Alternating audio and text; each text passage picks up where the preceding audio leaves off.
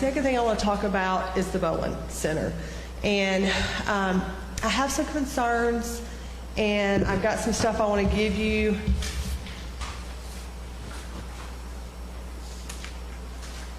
I only have 5 copies. I need one of them too, so maybe y'all could share. We can share. And let me say, I am not against the Bowling Center. I am not against progress. I was actually being nosy trying to figure out who was building the thing when I started asking, so who's building this? And Mr. McAlpine had it on his Facebook page, reached out to him, said, well, who's building it? Who's getting it? And he pointed me toward the video, which I went and watched, and the mayor introduced who was here that night would be Kingpins Bowling and Family Fun Center, LLC. And that was the phrase that was used multiple times. So being nosy like I am, I went on to the Secretary of State's website, and there was no LLC in that name. So I called Mr. McAlpine and said, look, or maybe I called the city first, and I spoke to somebody and said, can you tell me what the name of this LLC is? I want to make sure I'm looking up the right name. Maybe I just have it wrong. And then I get a call back at some point. I can't tell you who called me back, but that the LLC didn't exist. Okay? That's concerning to me as a citizen, that the council heard from and had a public hearing from a LLC that we were going to transfer. I say we because that's the city, was going to transfer for 4 acres of prime real estate on Highway 75 to this LLC, and it didn't exist. I could have gone on, had I been mean, and reserved that name and had rights on that name of that LLC. I didn't do that, okay? I did not do that. That LLC was not created or formed until after I started asking, hey, what's the deal? And I wasn't out looking to cause a stink or a scandal. I just wanted to know who's behind, who's the bowling alley, who is it? I think it's a great idea if it works. So I then made a public records request to the city, because at that point my wheels were then rolling.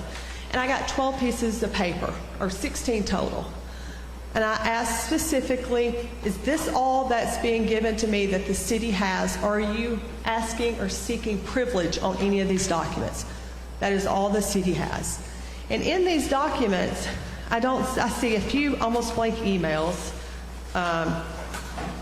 I don't see anything about a business plan, feasibility study. I see where they finally went in and reserved the name and created it, which was on the 10th, which was the day after their vote took place.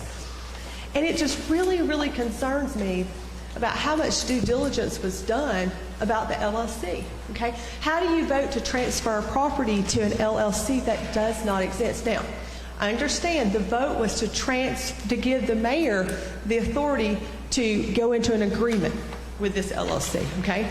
The LLC didn't exist. You know what? Have you looked at your minutes? I want you to look at your minutes that you approved a while ago. Everybody get your minutes out and look at them. And I want you to look at the LLC name and tell me whether or not the minutes match the LLC name. Your minutes don't match your LLC name that was voted to transfer it to. I went further, because once I got the paperwork, I got an organizer of Bobby B. Armstrong, okay?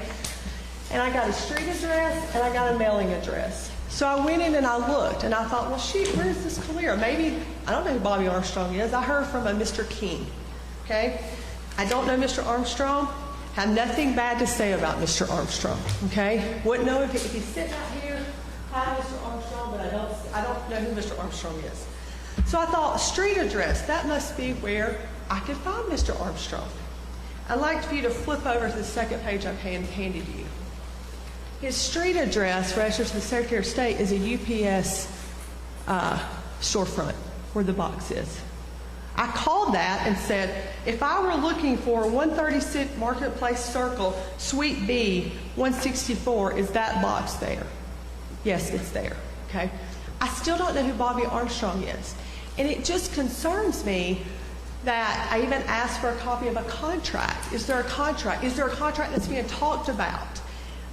I just would ask. I would like to see, I listened again last night to the presentation. I'm wondering, have we seen the feasibility study? If you look at the projected revenue that I was provided by the city on the last page I gave you, I want you to look at the bottom. It said that axe throwing should bring in $4,000 a week. Okay? That's a part of the $2.5 million plan. Now, who in here remembers we had an axe throwing business at one point in the city? Does everybody remember that? Okay? Is there a reason why it didn't stay open? COVID. Huh? COVID. Okay. Well, if it was making that much money, why isn't it back? Because it literally opened and then COVID happened. I don't Okay. think that But they if were it's, open was very it long. making $4,000 a week? I have no idea. Okay. But it didn't open back up. No, it didn't. Okay. If it was that profitable, why didn't it open back up? I just have some concerns. I've run these numbers past a few business people. When you look at 35% utilization rate, I just have some, there's just so much about it that concerns me. And if there is a feasibility study and there is a business plan, I mean, I would love for the city to request it so that people such as myself who are kind of concerned about the project now could look at it. Again, not against it. It concerns me that the LLC wasn't in place. Supposedly, they were supposed to do all these things before they would create an LLC, or they wanted the property voted on before they created an LLC. It takes $28 to reserve a name online with the Secretary of State. Okay? That concerns me that the name was not even reserved, but yet they were being referred to as the LLC. Okay? Again, I have nothing bad to say about the people. It's the whole process that concerns me. How it was done and whether or not, because the two council members I talked to had no clue that the LLC didn't exist at the time they voted. And I would just love to see this feasibility study and this business plan as to how that's great property down there. If we can put a great place that's going to put $2.5 million in revenue, great. But I would think that I would hope that somebody on the council would want to see that feasibility study, would want to know who Mr. Armstrong is, would want to know what his role is going to be in this. What is his history? What does he have any previous experience running a business, building a business, opening a business? Those are just questions that I don't think were addressed, and I would love to have them addressed.